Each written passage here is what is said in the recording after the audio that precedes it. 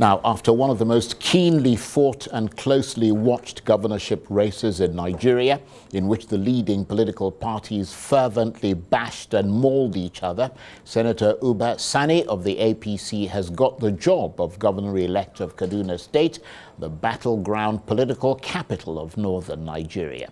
It's a state that's divided along religious and ethnic lines, divisions that have been hardened by appalling communal violence and banditry, which haven't been helped by the fact that, like the outgoing governor, Malam El-Rufai, Senator Sani broke with tradition and ran on a Muslim ticket, much to the dismay of many Christians there. So now that he's won amid the rupture and the divisions and innumerable other challenges, not least crippling poverty, how does he intend to turn things around? Well, for more on this, I'm joined now in the studio by the governor-elect of Kaduna State, Senator Sani. And let me congratulate you, because I know you've been, you wanted to say that, well, you were questioning, we were questioning whether you were going to win or not. Right. But you did it. Thank you very much. So congratulations. Thank you. And you've been attending the Induction Program for new and returning governors here in Abuja. How's it going? Are you inspired and ready to make a big impact on the people of Kaduna State? Yeah, so thank you, Mr. Charles, for having me. The induction that is going on, I can say, has just finished yesterday night. Has been extremely very insightful. We had great speakers, both the former governors and the current governors. And of course, we also had some very key speakers, like Ngonzi Okoja-Iweala, as well as Amina Mohammed, as well as great Nigerians who came all the way from abroad and those within the country that have lectured us on issues that has to do with governance, economy, most especially the human capital generally, as well as the areas we'll need to look into. Of course, we learn a lot, particularly from the speakers as well as the former governors who have given us their own experience. Most of them were very blunt and sincere. They were humble enough to tell us their mistakes. And for me, that is a key area that we listen carefully, because when great leaders were able to tell you the mistakes they made, for me is very important, because that will be something that we will also look into and make sure that we don't make the same mistakes. So it has been extremely very insightful. We learn a lot, and we look forward to making sure that we use most of the lessons we learned from the 3 days induction program. So given those lessons, and obviously your own knowledge of your state, I mean, you worked in government, you've also been a senator. What will be top of your in tray in your first 100 days in office? What will be your priority? Of course, Kaduna State, as you are aware, we have always have one of the major areas we focus on, that is education, healthcare, and infrastructure. Generally, we are talking about human capital development that include education, healthcare, and as well as trying to support the downtrodden, that is the less privileged, as well as improve the economy of our own people, the middle class, and as well as the lesser class. So we will focus on that, and Governor El-Rufai, I must say, have done a lot in terms of infrastructure. So what will I do now is to focus on the rural areas. We have done tremendously well in the last 8 years in terms of bringing modern infrastructure within the metropolitan local governments in Kaduna State that has generated about $4.3 billion investment from foreign and local companies. And that also have generated about 200,000 direct jobs, as well as about 500,000 indirect jobs across the entire states. Of course, these are the areas we will try to improve, but like I said in my own manifesto, I have promised the people of Kaduna State that now I'm going to focus on the rural areas. As we are speaking, we already have about 255 wards that Governor El-Rufai promised to make sure that he built primary healthcare centers. To date, he has built about 300. Some of them have been equipped. Some of the equipments in some areas are on their way coming. And of course, I promise that I will try as much as possible to build more primary health care, because the whole idea is to make sure that people that are within the rural areas travel only a kilometer maximum to reach primary health care. For us, it's very, very key and it's very important. We also have invested a lot in education, which I will do a lot to make sure that we improve the educational standard. Of course, Governor Erufai have done a lot in terms of making sure that our primary and secondary school education is free. But we will also look at the higher education. There are a lot of complaints by some of the students that the amount of money increase, there's a tuition fees for the university in Kaduna State have been extremely on the higher side. And of course, I realized that when the decision was taken, it was like 4 years ago. Nobody was expecting a COVID-19 pandemic will even come up. Nobody was even thinking about other economic crisis that affected not only Nigeria but globally. Of course, the middle class and even the downtrodden are not an exception. A lot of people have lost a lot because of COVID-19 pandemic. Small businesses have been lost. Our farmers have suffered. So we have to look at those areas and find a way to look at our higher education and make sure that government also look at the fees, and if we can be able to negotiate some things with the school authority and find if we can be able to reduce those fees, we will do that. And that for me is very key also. Well, let's take one thing that you mentioned, healthcare.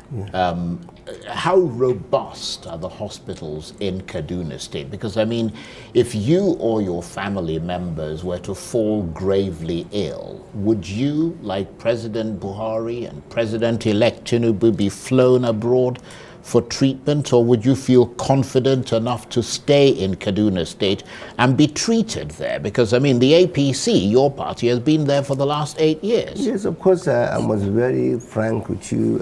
Our healthcare system is still growing up to now in this country. I don't think there's any leader that will come here, whether in any party, political party, and promise that he will stay and treat any form of illness in Nigeria. We are not there yet. Even some world leaders around the world travel to other countries for treatment. So I think we are looking forward to improving our healthcare system, but we are not there. I cannot promise that I will even contemplate forcing anyone or myself to treat any form of illness in Nigeria. Some cannot be treated in Nigeria. We are trying our best, but no country in Africa, with all due respect, can claim to have those kind of equipments.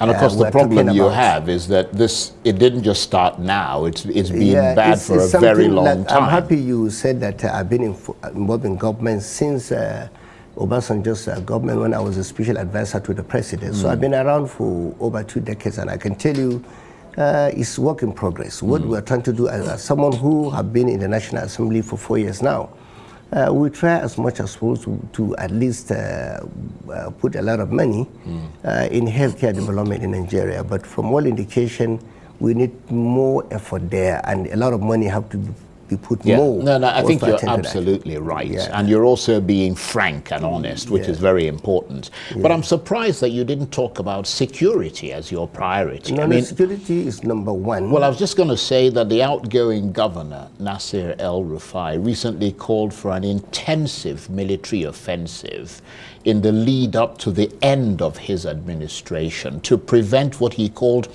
terrorists from taking advantage of the transition period to unleash violence. Has that call been answered by the military? I think the reason why the call probably have not been answered by the military is because of one or two reasons. You know, sometimes I don't want to be like some governors, elect or current governors, or some politicians that will come before the national television and just talk on the issue of security and believe that security is politics. No, I don't believe we should politics as the issue. Let me be very frank with you. As a member of National Assembly, I'm the senator that sponsored the creation of state police in Nigeria. Of course, we lost it at the level of conference committee between the Senate and the House, and I knew why I did that. And that was the reason why I also sponsored the Firearms Act Amendment Act. So as a member of the National Assembly who have looked at the laws and believe we need to strengthen the institutions, I believe state governors have limited power in terms of security of their own state.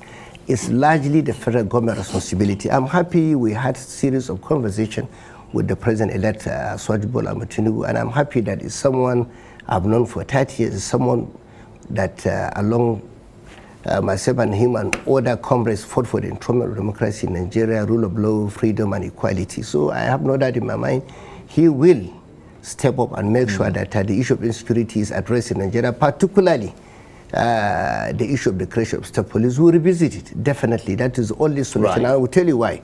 Governor Erufai made the call simply because as a state governor, he has invested a lot in supporting the military, the Air Force, and the police.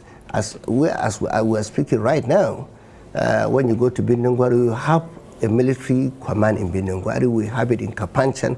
It's unprecedented. No governor in Nigeria has been able to attract military base in at least 2 local governments in his own state, but Governor Erufai have done that. And the reason why he decided to do that is because he is willing and ready to support the Nigerian army, the Nigerian Air Force, the Nigerian police.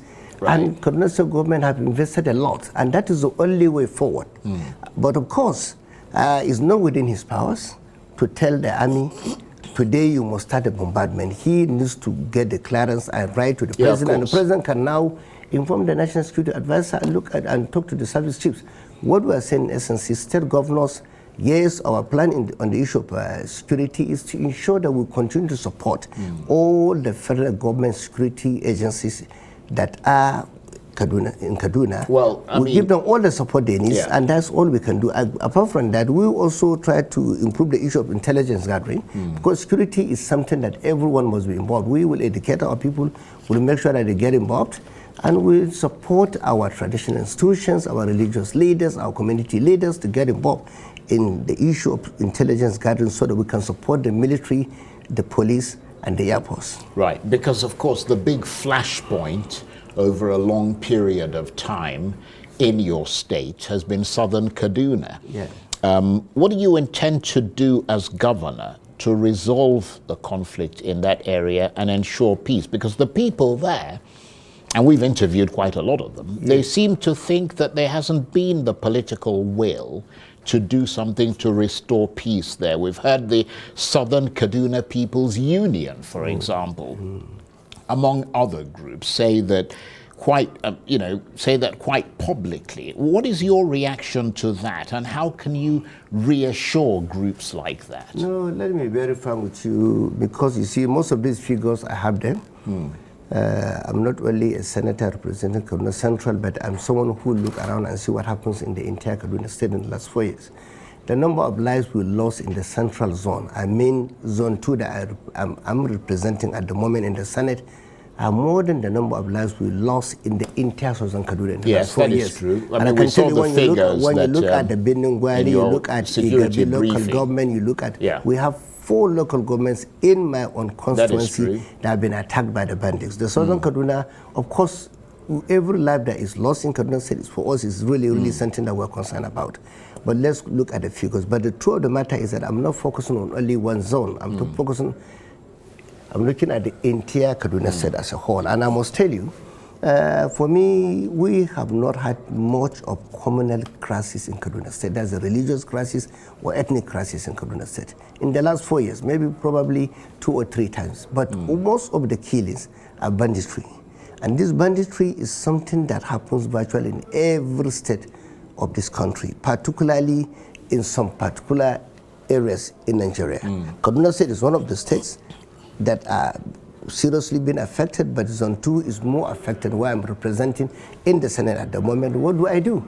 I will try as much as possible, like I said, in some of my 7-point agenda, I'm focusing on the citizen engagement.